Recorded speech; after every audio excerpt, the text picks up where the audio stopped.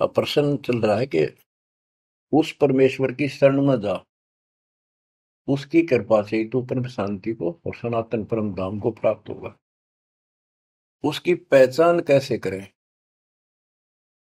हमारे लिए वेद, गीता, ये हमारे ऑथेंटिक शास्त्र हैं, ग्रंथ हैं, स्पिरिचुअल हैं। इनसे ही तो पहचान होगी भगवान की, क्योंकि हम इनको भगवान के बारे में जानते थे कि इन भगवान की पूरी महिमा लिखी है।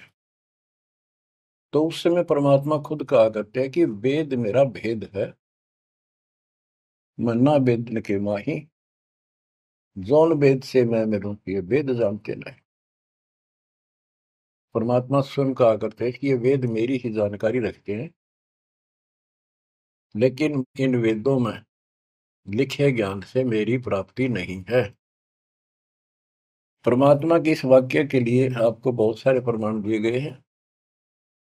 यजुर्वेद अध्याय 40 मंत्र 10 में कहा है कि कोई तो परमात्मा को साकार बताता है, जैसे राम कृष्ण के रूप में अवतार धारता है, यानी जन्म लेता है। कोई कहता वो जन्म नहीं लेता, अजायत है, निराकार है, पृथ्वी पर नहीं आता। परमात्मा साकार है या निराकार है, पृथ्वी पर आता है या नहीं आता है, इसकी जानकारी तत्वदर्शी संतों से पूछो। इति सिद्धों, वेदों में वो ज्ञान नहीं है जो भगवान के बारे में पूरी जानकारी रखता हो। इसलिए संत गरीबदास जी ने कहा है, ऋग यजुः साम अथर्व, ये चारों वेद चितभंगी रे, सूक्ष्म वेद बाँचे साहेब का, सोहन शासक संगी रे। ये चारों वेद भ्रमित ज्ञान है, इनकम्प्लीट है, फिर उसको ढूंढने की थे। जब वो स्पष्ट कर दिया कि उसकी जानकारी किसी संत से पूछो।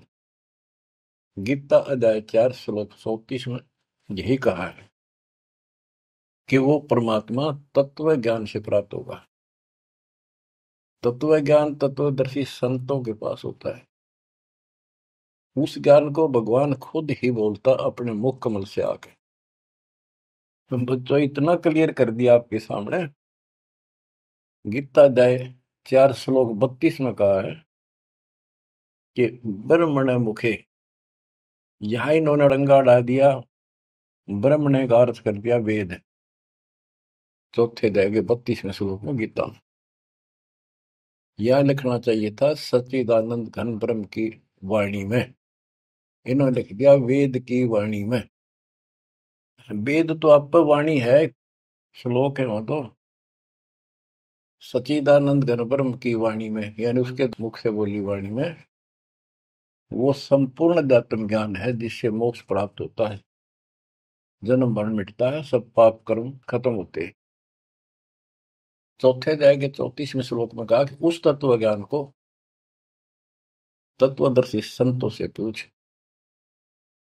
उनको दंडवत प्रणाम करने से, कपट छोड़कर सरलता पूर्वक प्रसन्न करने से वो तत्वदर्शी संत तुझे परमात्म तत्व का ज्ञान कराएंगे। तो बच्चों, इससे सिद्ध होगा कि गीता के अंदर संपूर्ण अध्यात्म ज्ञान नहीं है। उस परमात्म तत्व 18वें अध्याय के 62वें श्लोक में जिस परमेश्वर की शरण में जाने को कहा है, उसकी जानकारी गीता में नहीं है। उसकी प्राप्ति कैसे हुई, ये तो जानकारी है कि गीता ज्ञान दाता से अन्य कोई पूर्ण परमात्मा है, परमाक्षर ब्रह्म है। अब जैसे यही कुरान के अंदर है, सूरत फुरकानी 25 आयत 52 से 59 में स्पेशल नाम कबीर भी लिखा है कि कबीर है वो जिसका नाम कबीर है, उसने सारी सृष्टि रची, सब्रमंडों की उत्पत्ति की, 7वां दिन तख्त पर जा बैठा, 6 दिन में सृष्टि रच गए। वो कबीर परमात्मा है, वो पाप नाशक है, वो सबका पालन करता है, सबका जन्म दाता है, उत्पत्ति करता है। उसकी खबर किसी बाखबर से पूछ देखो। इति सिद्धम कुरान में संपूर्ण अध्यात्म ज्ञान नहीं है और उस पर अक्षर ब्रह्म की जानकारी नहीं है। जैसे कुरान शरीफ बोलने वाले अल्लाह ने स्पष्ट कर दिया, वो परमात्मा कोई और है जिसने 6 दिन में सृष्टि रची, 7 दिन तख्त पर जा बैठा। उसकी खबर उसको भी नहीं है, वो भी संकेत करता है किसी वाह खबर तत्वदर्शी संत से पूछो। तत्वदर्शी संत 700 साल पहले खुद मालिक आए थे, हमने उसको रिजेक्ट कर दिया अपनी अज्ञानता के कारण। इतने सुख दिए उस दाता ने, हमारे मुंह का थूक सूख जाता था।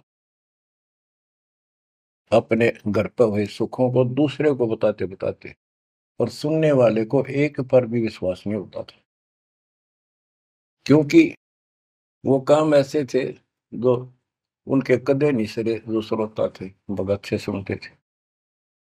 दूसरे कबीर साहब दानक तुलाहा शूद्र जाति 600 साल पहले जाति पाति छुआछूत चरम पर थी, तो यह सारी समस्या ऐसे अड़ी रही।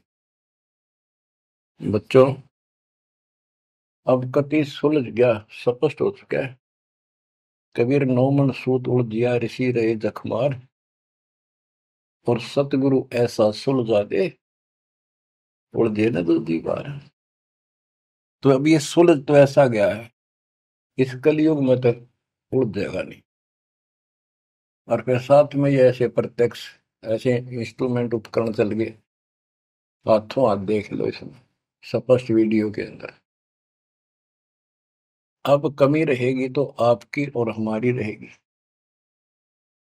क्योंकि हम आदी हो गए इस गंदे लोक में इन दुखों को सुख मान रहे हैं। गर्मी यहां सतावे, सर्दी दुखी यहां करे, बारिश ज्यादा हो जा, फ्लड आ जा, घर छोड़ कर भाग जा, कीड़े मकोड़े की तरह पता नहीं कहाँ बैठना होगा। आज सब कुछ ठीक लग रहा है, सेकंड के अंदर पता नहीं क्या बिजली गिर जाए। तो बच्चों, उस परमात्मा की पहचान करनी बड़ी कठिन है, और आपको पहचान कति स्पष्ट शब्दों में हो चुकी है।